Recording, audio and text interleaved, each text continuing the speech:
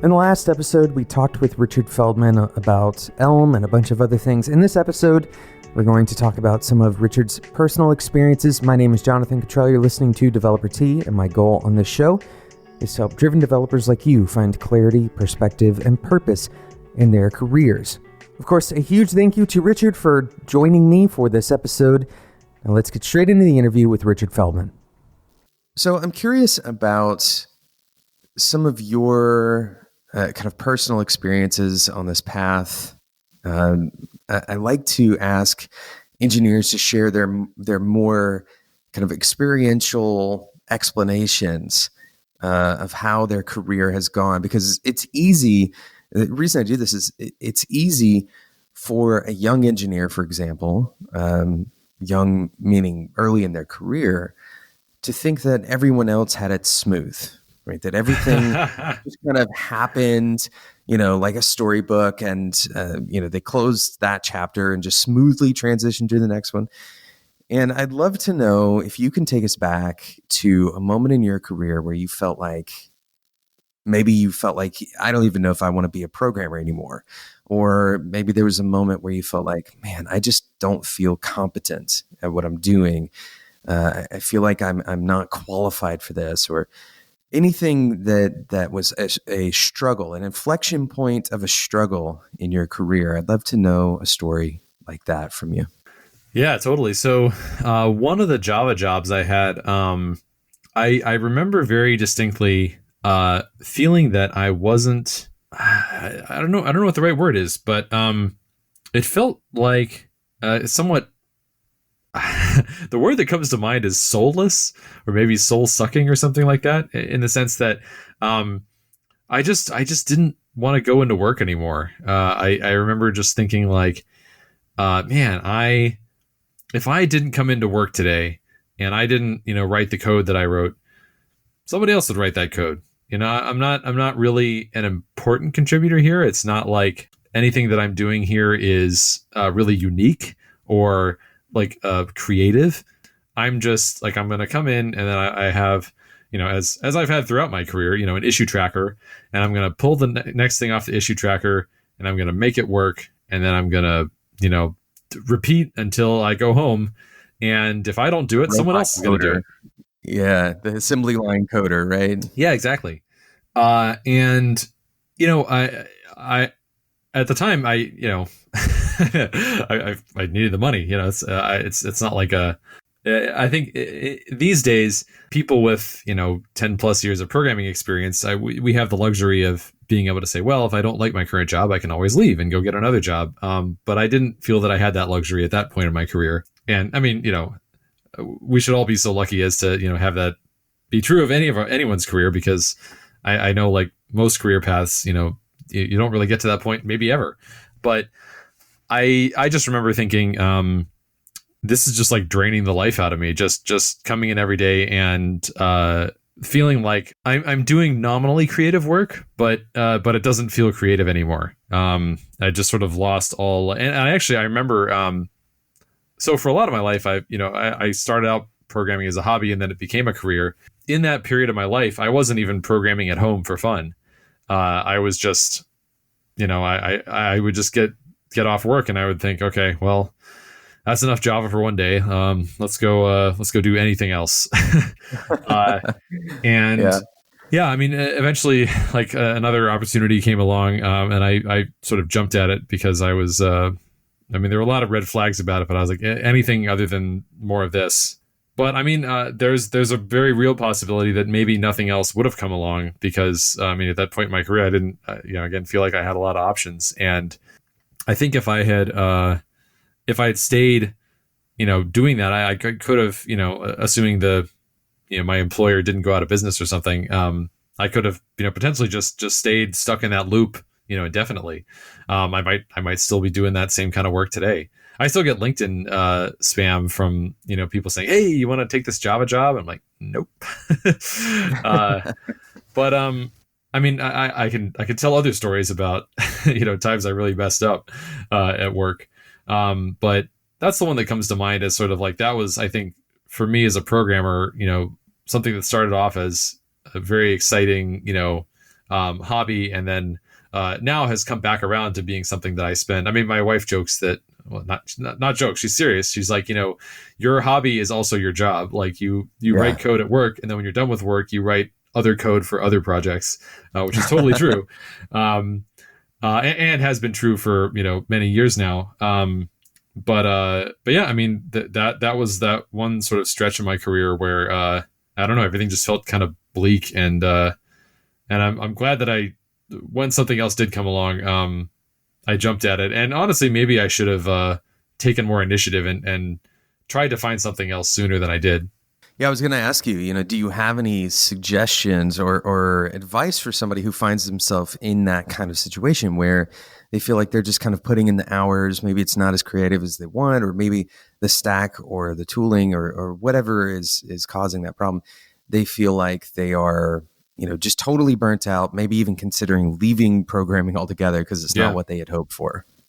I mean, I have a few thoughts on that. So one is I had a friend who was in exactly that position. He was a PHP developer, and he really was feeling very burnt out, and like he just didn't want to do software anymore, but he had a family to provide for, and he's like, I don't know what else I can do to make money. But he had this very deep passion for, well, I don't want to get into it because I don't want to like if I give too many details, people will figure out who it is, because long story short, he's now quite famous for what he does, which is not programming. And basically he decided at some point, I actually don't remember what my advice was at the time, but I think I actually did not advise him to get out of programming, and maybe that wasn't good advice because it certainly worked out well for him. But I mean, he really had this other thing that he was very passionate about, and really had kind of a novel take on. And it turned out that, yeah, I mean, he did decide to leave programming.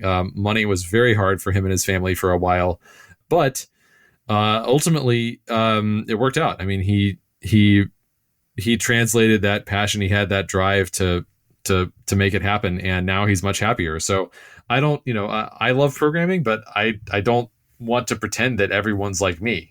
I mean, it's fine to love other things and to pursue them. Within programming, though, I think if I could go back and give my past self some advice there, I think it would be, you can be a lot happier working a job that pays less and is harder and has longer hours, but where you actually enjoy the process of, like what you're doing at work.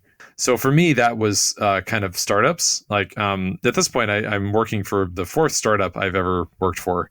And like having worked at startups versus sort of more established companies, not even necessarily big companies, but just, companies of different sizes that were, sort of stable, as it were. Like they didn't have the sort of impending doom that every startup sort of innately starts out with, because, they don't have much in the way of money. They're, sort of dependent on investors and so forth. But one thing that I've always really liked about whenever I took a job at a startup is that, the hours were a lot longer. The pay was a lot worse. Everything was a lot harder because we didn't have any, support structure. Always had lots of tight deadlines. But it always felt very exciting. I always, whenever I'd go into work, I'm like, if I don't go into work today, that is a problem for this company. Like it's everything that I do matters. I am essential, right? Yeah, and it's not just feeling like a feeling of self-worth for its own sake, but it's a very real, like you're very connected this company, like needs me, and that means that what I'm doing matters, and that for me is a very motivating thing as a creative person. Like I don't know if anyone likes to feel like, I made this thing, but it was totally irrelevant, and like nobody cared whether funny. I made it, one way or another, or and another thing that I would note is that I think once you've gotten some familiarity with programming, you can probably surprise yourself at how much you can do if you're put under those circumstances, where it's sort of a sink or swim. Like the first startup I did, I actually was a company that I started, and it was a web startup. We were planning on making this. Well, I say planning on. We did successfully make this. It's sort of like a social recommendation engines, like kind of like a Goodreads or a Yelp, but it was sort of like more zoomed out version of that, where it was like we had books and movies and music and like all these different categories in one place. And the reason I bring that up is because none of us had ever done a job doing web development before. We'd all done, I'd done some like Java UIs and like C++ a little bit back in the day and Visual Basic, right? And none of the people who were working on that, in fact, one of them wasn't even a programmer. And we just sort of had this ragtag band of people that we put together with, because we worked well together, and we built this whole working website. Like from a technical perspective, that project was very successful. The only reason, well, I mean, I don't want to do a post-mortem on a startup, but basically, like, it was technically successful, even though if you were to put our resumes together, you'd be like, there's no way they can actually build this thing. It's like, oh, we actually did. And I think that's actually true of most programmers. I think most people are capable of more than they might expect based on what they do at their jobs. Most jobs are just not as most programming jobs are not as challenging as the sort of like crucible of a very, very early stage, like, ground level startup. And so for me, that would have been good career advice at the time. Was like, hey, you should seek this out. You should go try to find something where, you can take a pay cut that hopefully you can still pay the bills with.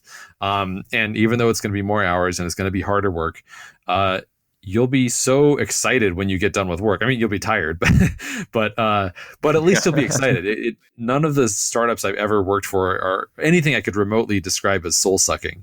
And I guess that I maybe have been fortunate to, I've definitely heard some startup horror stories too. And, like bad cultures and bad people and, unethical people. I've been fortunate never to find myself in one of those situations. Well, I guess that's not totally true. There was one point of one startup where there was one person that I wouldn't have nice things to say about in retrospect, but they didn't last very long at that company. So, well, no, they lasted kind of long, but either way, despite that, overall, it was still a positive experience. But yeah, I think that would have been good advice in retrospect. Yeah, so it's interesting because I found myself kind of accidentally, in a way, thrust into 3 different startups at the start of my career. Not all at the same time. Okay. Just to be clear. No. I don't think that's humanly possible. The first one, I call it a startup. It was more like just a very young company. It was technically a startup, but it's not in the same sense that you would think of like a fast growth startup. It was just an agency, like a web agency. And the second company I went to was called Clearbit, and then the third one was called Tesorio. And all of these had their own issues. All of them had their own strengths, and obviously, I enjoyed working at all of them. I wouldn't have taken the jobs had I not enjoyed it. I was very fortunate to be able to, like you said, kind of pick my job because of the skill set that I built early on in my career.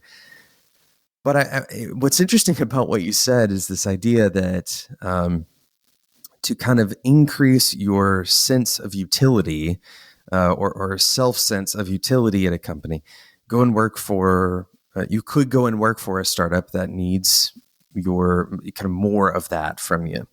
And what I found for me, now I work at PBS, just spoiler alert, much larger company obviously doesn't have that startup vibe to it. Although there are some people in the company, there is still some culture of kind of grassroots building things in rapid iteration and that kind of thing. But what I found that was difficult for me in startups was the idea that I couldn't slow down to think through the problems I was trying to solve. And it wasn't a fault, by the way, just to be clear, of any of these companies.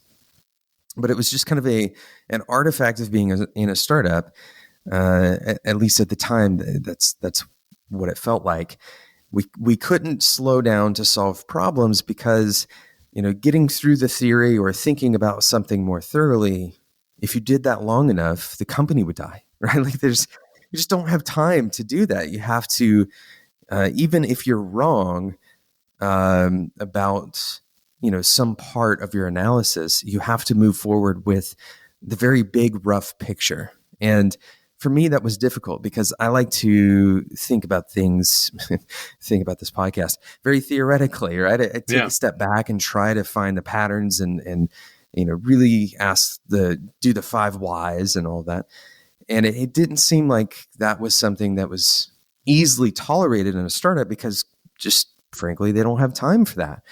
And so I think there's a lot of kind of self-exploration as you go through your career. Now that I'm at a company that does kind of tolerate that slower problem solving, more methodical, abstract method kind of thing, I think that I've realized that for my personality, this kind of company probably works out really well. It's not soul sucking for me at all to be one of a large group.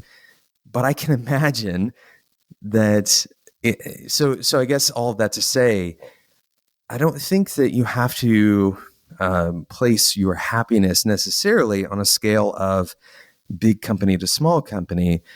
But I do think that that's a factor to your point, right? I think that it absolutely plays into, oh, this company really needs my contribution.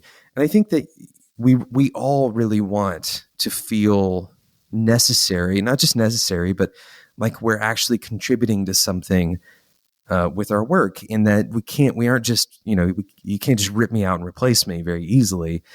Even in a big company, I think you can still find roles that fit that description. Yeah, I think that's true. And, I certainly don't want to claim that anything about my experience or even my preferences are universal.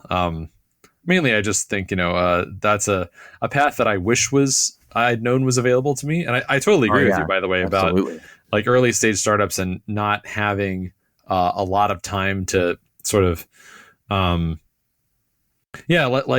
to do things like in the like the nicest way possible, or sort of it's really tough to balance making like long-term investments in your code, and when you're like, well, we only have like 18 months to live, so yeah, exactly. how much time do we want to spend investing in a future that might not exist, versus making sure that future will exist, even if we've got a lot of duct tape and baling wire along the way. Right, and that's absolutely not for everyone. I wouldn't want to pretend that it is. Right. Oh no. I mean, I think some of it is this question of like, do you have the headroom to even ask the questions of what kind of tools should we use for this? Yeah. I think a lot of startups, it's a foregone conclusion that we're going to use one of three. Like there's no. Yeah. There's no negotiation happening. Nobody's going to be presenting slides on which tool to pick, because that's a huge waste of everybody's time, right? Yeah. When actually maybe in the long run it wouldn't necessarily be, but it's too risky, right? It's not that it's the wrong decision. It's just that it's such a risky decision, even if it has a very high return rate or potential return rate. The risk is just not bearable for a startup. Yeah. And another thing I've noticed, though, is that at larger organizations, so now, I've been with the same company for 7 years now, which is No Red Ink, where we write a lot of Elm code. And I've, over the years, I've gotten more and more involved in sort of like technology decisions that sort of affect the whole company. So my title right now is head of technology.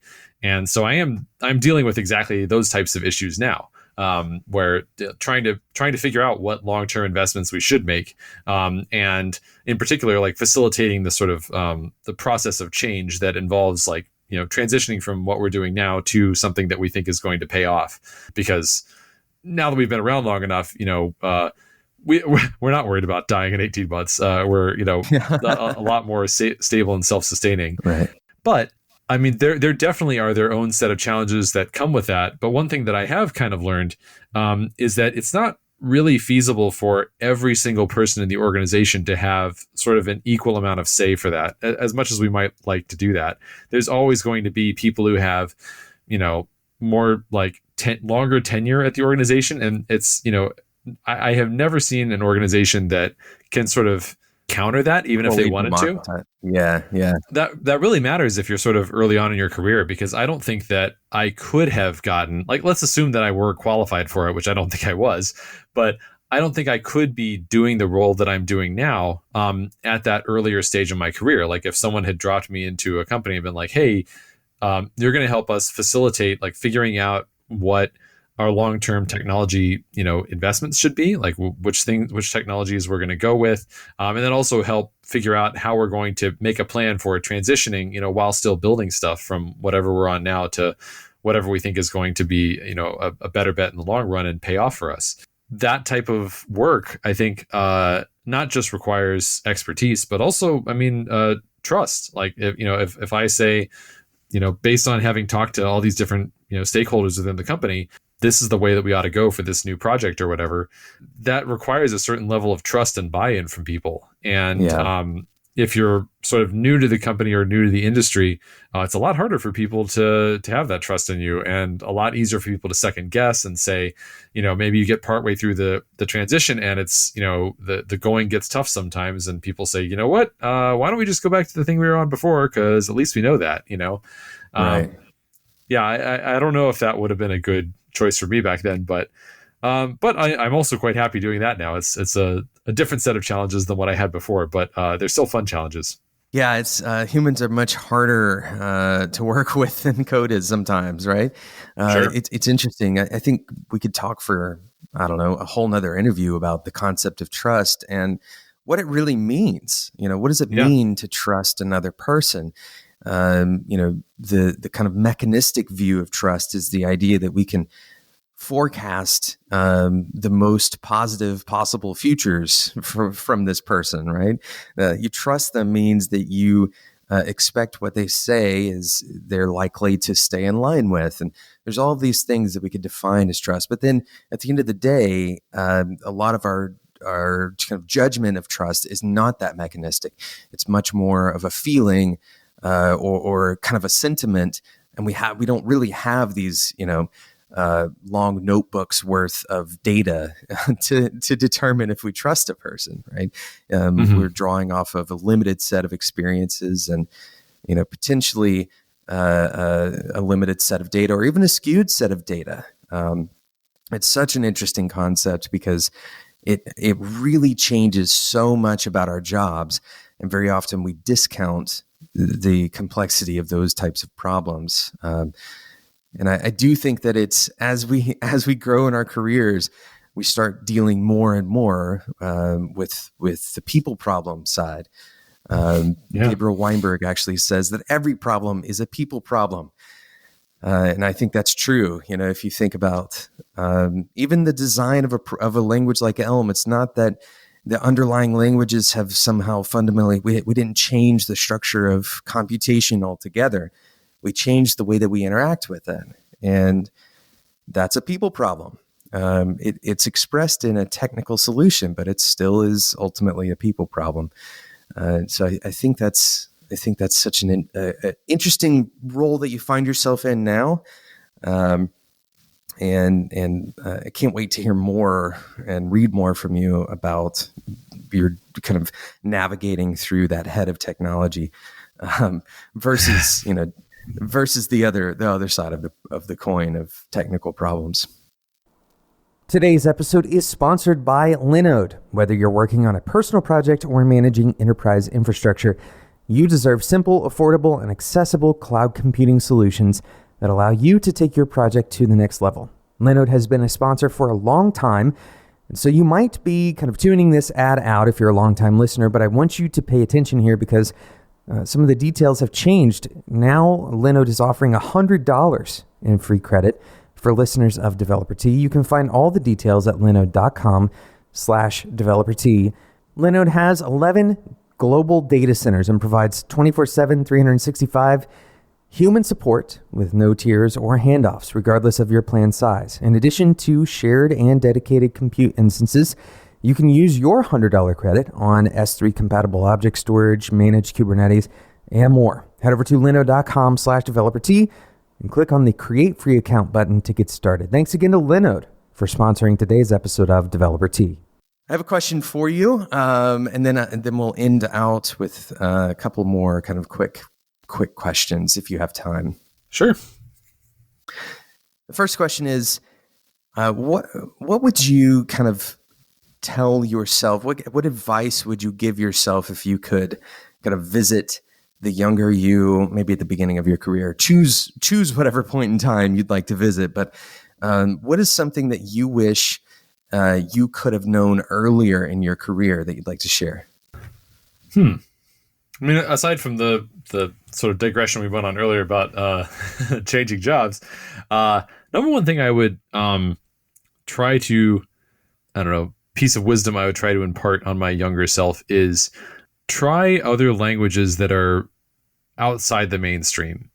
I at the time I used Elm. I thought that I'd used a lot of languages because I'd used like Java and JavaScript and C++ and Perl and a lot of languages that are in like the TOB top 10 or top 20, and I had no idea how similar all those languages were and how big a gap there was between all the different languages I'd used and what else was out there, and like how much happier I could be and how much more I could enjoy programming, just because I had no awareness that was out there. I just thought, oh well, the reason I can learn every new language in like an afternoon, or at least like be able to get up and running with it in an afternoon, is that all of the languages I've used are so similar. But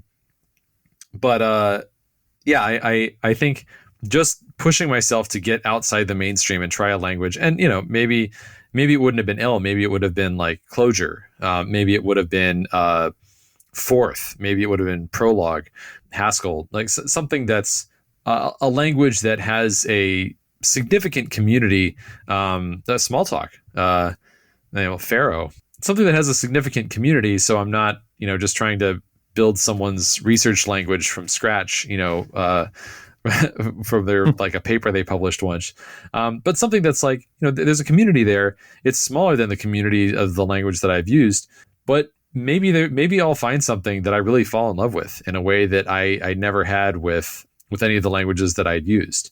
I definitely have gotten a lot out of that in my career now, and it was way late in my career when I first realized that was even an option, that was something that was out there that I could choose to do.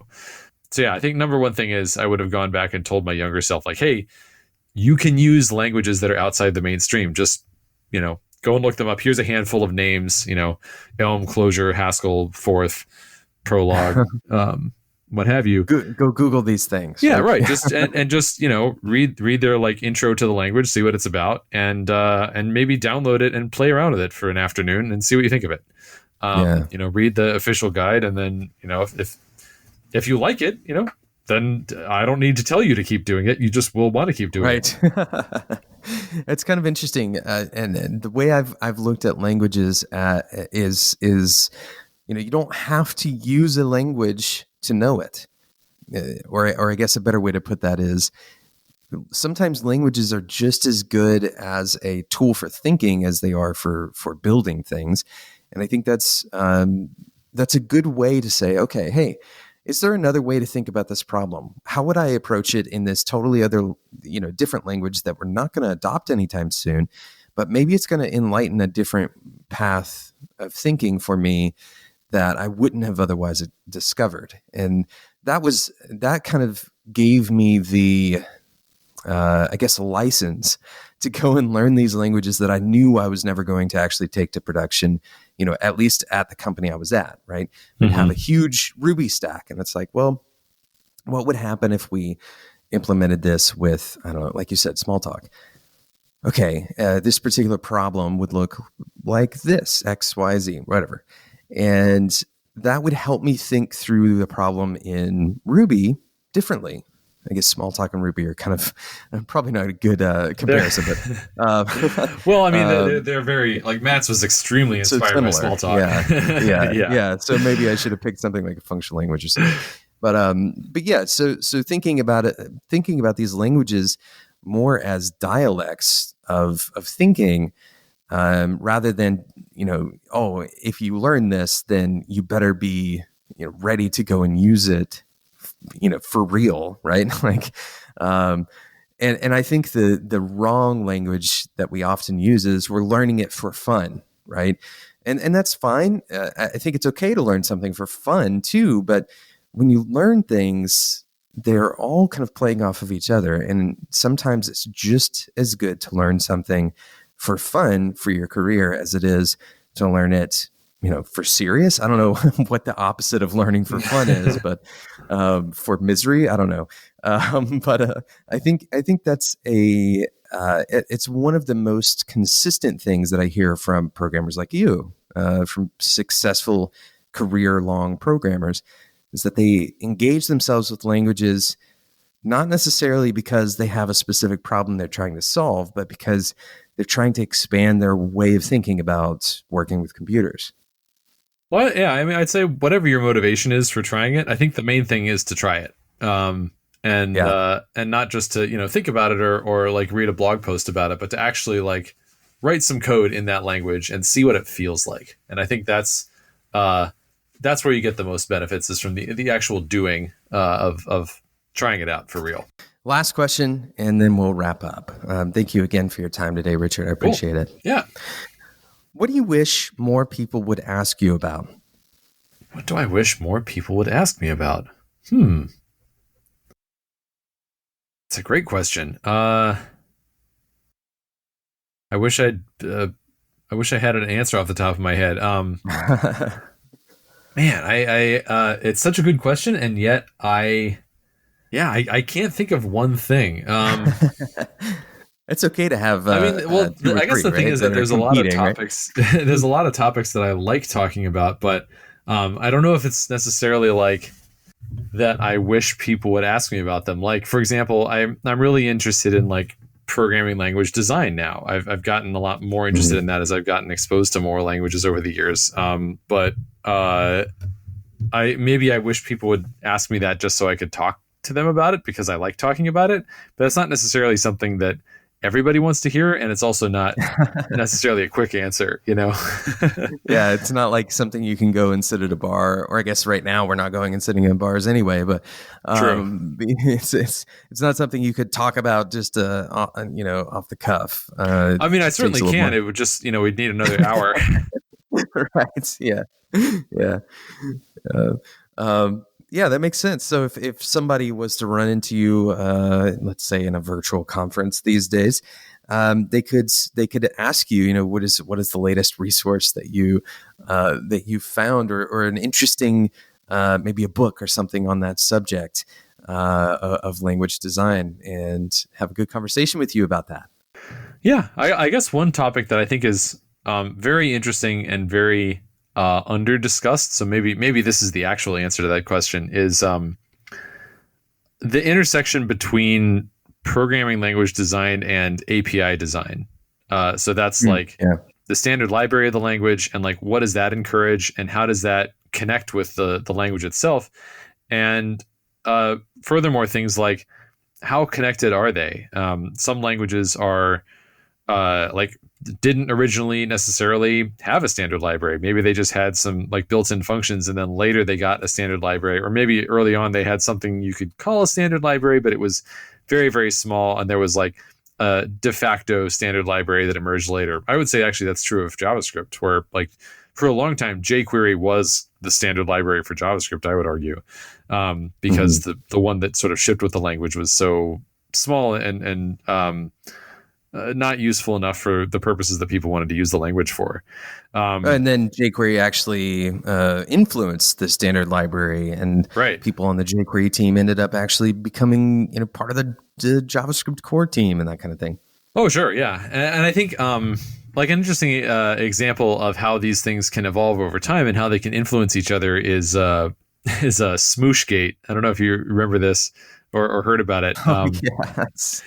Yeah, like they wanted to use the term flatten for a standard library function in JavaScript, but because JavaScript had gone so long without having certain features that people wanted in it, and because JavaScript as a language allows you to override the prototypes of global objects, there were websites out there which already had overridden the array prototype to have a method called flatten, which did something slightly different from what they were planning on doing in the standard library. And because of those two factors put together, they couldn't actually implement the standard library API design that they wanted, which was to call it flatten. They had to pick a different name. They ended up going with flat. But people were joking at the time, like, well, if you can't call it flatten, why don't we try smoosh? Or, that's not taken. And this is the type of thing that it's only possible for that to happen because of the two factors that one, the standard libraries API early on didn't include a lot of features that people ended up wanting. And two, that at a language level, JavaScript does allow these things to be overridden. Those two factors put together allowed this problem to happen. Whereas in a lot of other languages, they wouldn't, you would not have a smoosh gate because either you would already have something like that in the standard library and it wouldn't be a problem, or you wouldn't allow that type of prototypal inheritance or overloading to let people sort of compete or clash with the standard library's namespace for things. So I think a lot of things like that are sort of under discussed, and they're sort of things that we take for granted because we're using languages where, oh well, of course that's possible, of course that's a problem that can happen, whereas in a lot of other languages, like for multiple reasons, problems like that just absolutely can't happen. Yeah, it's funny because coming from Ruby world, if you're familiar with Ruby, you know that you can open a class anytime and change it. Right. You can do this multiple times, so you can override even very base level methods that you would otherwise expect to be to work a different way. And you can have like lookalike classes that essentially are kind of aliasing up to the underlying class, but you're adding some new methods. And we had a lot of this going on when I was at Clearbit. And it's funny because there's all of these kind of institutional knowledge that is carried with these different object types.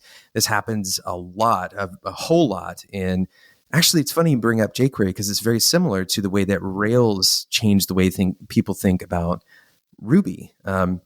There's a bunch of methods that Rails, some of the action, it's been a while since I've worked with Rails. So, but they added a bunch of methods to, let's say, like the base string class. Right.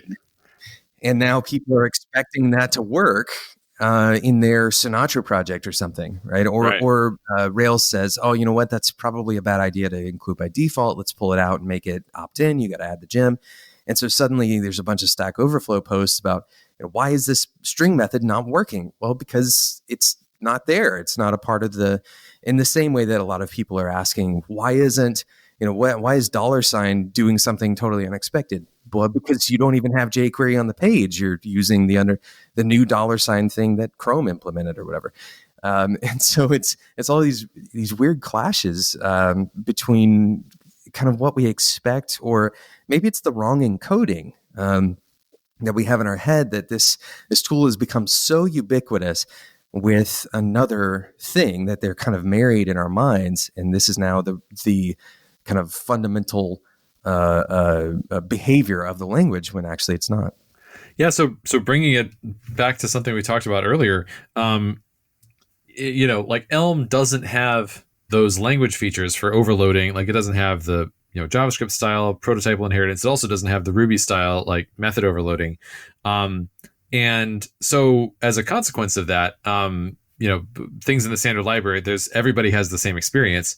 And that's an example of one of the contributing factors to how you get to, if it compiles, it just works.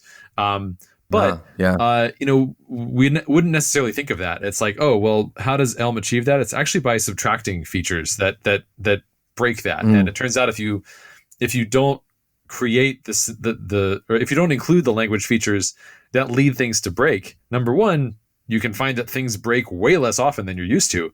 And number two, you might be surprised that actually the language still feels very ergonomic. It's maybe different than what you're used to, but the ergonomics are great. I mean, I'm happier writing Elm code than any other language, and yet it's also a lot more reliable and easy for me to make changes to. So I think that's an example of that sort of like intersection between API design and language design, where if those are designed to complement each other really well, you can get pretty surprisingly different and surprisingly great results from it. Yeah. It's I was one other thing I was thinking, and then I promise we'll wrap up. This is just such an interesting conversation to me. Is the way that we think about, and I know when you say API, you mean kind of the language API, but we also have this other kind of looming thing out there, this big, REST APIs that Oh, we sure. all use and we all consume. What's interesting to me is that these, what we call REST, very often it's not proper REST, but Yep. regardless, these resources that are out there on JSON endpoints, how much that has probably influenced the way we think about data consumption, about object modeling in general, right? We think Yeah. very much so about objects as these buckets of data that we can go and get, those resources at some endpoint. And I wonder, of course, now we have, there's some newer kind of thinking around how APIs can work, for example, with GraphQL, that might be breaking a little bit of the way that we think about JSON endpoints. How is that going to change the way we think about the language design? And I'm curious about your thoughts on that, but I know that's a huge question. Yeah, I mean, so the first thing that comes to mind is that I think part of the original vision for Smalltalk, going all the way back, so the term object-oriented was coined by Alan Kay in the 1970s. He was the original designer of the Smalltalk language, which was the first language that sort of self-described as object-oriented. Simula had objects, but didn't use the term object-oriented. So the idea behind object orientation was originally to say, let's not use objects for simulations, which is what Simula did. Let's use them for everything. And part of Alan Kay's interest in this idea of object orientation was that he really wanted things to be dynamically reconfigurable on the fly. So you could have an operating system where every aspect of the operating system could sort of talk to everything other using message passing, passing immutable messages, which they weren't in JSON literally, but you can imagine, just picture a different JSON, a format that it has the same characteristics as JSON, but it's a different syntax. And that would be how you did everything with this message passing. And that would mean that if you wanted to, you could have one part of your system could sort of change its code and then start accepting new messages and sending new messages. And you could potentially rebuild, entire large chunks of your running set of programs on the fly and still have them work together because they could be backwards compatible and be I'm going to start accepting these new messages from, the upcoming new release of this other part of my system. Just like you can if you're spinning up a new server and it's this server is going to accept this new JSON payload and still be backwards compatible to accept the old payload as well. And that was sort of his vision. That was what he wanted to be able to do, all of it at runtime. And one way you could look at it is that object orientation really did not end up panning out that way in practice. Other than Smalltalk, still the original system that was designed this way. Even Ruby, which is very Smalltalk inspired, you don't see really Ruby being used in that way today with all this dynamic runtime reconfiguration and stuff like that. Really, the place where you see that is in web servers talking to one another via a protocol like JSON or something like that. And so what's interesting to me is that we think of it today as, talking over REST with JSON is kind of the way it's always been done. And can you imagine a language where that was a first-class concept in the language, and we had the automatic serialization, and we could talk to these other things? That's Smalltalk. That, it's not a new language. It's actually an old language. It's not something new coming up on the horizon. It's actually where a lot of these things started back in the early days of networking. That predated the World Wide Web itself. They were doing that, earlier than that. And so maybe another question is, I think two valid questions to ask there are: one, is that actually something that we want to pursue? Is language level support for those things? Is that actually a good idea? Or is Smalltalk maybe a cautionary tale in that regard? Sure, there are lots of Smalltalk fans who would say, of course not. Smalltalk was great. It just didn't succeed because of Smalltalk images or something like that. But I think another way to look at it is if we do think that that is the next step, is to try and make data fetching from between clients and servers, or maybe servers and other servers, more integrated at a language level. what lessons can we learn from Smalltalk? Like, can we go back and look at, when this was the goal and we actually did experiments around these things, how did those experiments turn out? What worked well and what didn't? And is this maybe in an Elm-like way, something where we can actually learn a lot from past languages, and do a much better job because of it, as opposed to, being perhaps unaware of some of the experiments that have already been done and sort of plowing ahead, just trying things as incremental steps on what we've got today. Yeah, wow. That's so in other words, there is nothing new apparently under the sun, right? We've got all these interesting tools. And I think there's plenty of new stuff, but I think it's maybe the way I would say it is that there's a surprising number of things in programming that have been tried decades ago, that have faded from memory or faded from like popular memory. Yeah. And it is definitely, there's so much we can learn from the people who are thinking about these things, or were thinking about these things 20 or 30 years ago. Often because it was a much more kind of pure problem environment. They didn't have so many different things going on. They could think very clearly about, one or two problems and then express those problems very succinctly. I think that was one of the interesting things about the earlier days of programming, is that we didn't have these large kind of tangled environments to work with. That tend to be the norm now. They had a, I would say they had a different set of problems to contend with. Like now we can be like, what's your server running on? It's like probably Linux. And if it's not Linux, it's definitely Windows or Mac OS. Or like maybe FreeBSD if you're really exotic. Whereas back then they're like, well, we've got our 20-bit systems and our, 10-bit systems and our like PDPs and, there's just like a lot more platform specific stuff. Yeah, DevOps back then was definitely a nightmare. Right. They're like, our operating system's about 12 lines of code, but that's just for the one of the 12 different like pieces of very specific hardware we might be targeting, which is not a problem we have anymore today. That's true. Yeah. Well, Richard, I appreciate your time so much, and certainly would like to direct people to the book that you wrote with Manning, Elm, and Action. Yes. And what else can people learn about you, or where else can they find you online? What do you want people to know about your work? Sure. I'm on Twitter at RT Feldman. I have also done a front-end master's course on Elm. So there's a beginning Elm and also an advanced Elm course. The beginning Elm course has significant overlap with the book in terms of like both of them are basically like, if you don't know anything about Elm, you don't know anything about functional programming, maybe you know some web development, this will get you all the way through building a complete single-page app in Elm. That's true of the book as well as the front-end master's course, although the front-end master's course doesn't go into quite as much depth as the book. But the advanced front-end master's course, is maybe something if you get farther along in your Elm journey and want to kind of pick up some advanced techniques, that's maybe something to circle back to.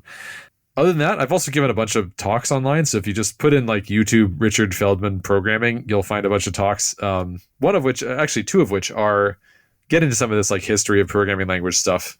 So one of those is called Why Isn't Functional Programming the Norm? That one really blew up. It's like 600,000 views last time I checked. And although maybe by the time you're listening to this, it'll be more. Who knows? And the other one is The Next Paradigm Shift in Programming. So those both might be of interest. I've also given a lot of talks about Elm. So if you just search for like Richard Feldman Elm in YouTube, you can find quite a few talks about me talking about Elm, either at Elm conferences. I actually spoke at the first 9 Elm conferences. At the 10th one, I emceed it, but I didn't give a talk. So you still spoke, but just that's true. That's true. I guess in that sense. So I have a lot of but those are all for an audience of people who already know Elm. So probably you'd want to go for some of the non like Elm Conf, Elm Europe, Oslo Elm Day. What else? Elm in the Spring. Those conferences are all like for people who already know Elm. But at other conferences, like done like Reactive Conf several times. Excellent. Thank you so much, Richard. And I appreciate your time here on Developer Tea. We'll talk to you soon. Thanks. Another huge thank you to Richard for joining me on today's episode and the last episode of Developer Tea. Once again, if you didn't get to hear the first part, go back and listen to that to make this second part make more sense. Thanks again for listening to this podcast. And of course, a huge thank you to today's sponsor, Linode. Head over to linode.com/developer-T to learn more about your $100 free credit just for being a listener of this show. As always, a huge thank you to the producer of today's episode, Sarah Jackson. My name is Jonathan Cottrell, and until next time, enjoy your tea.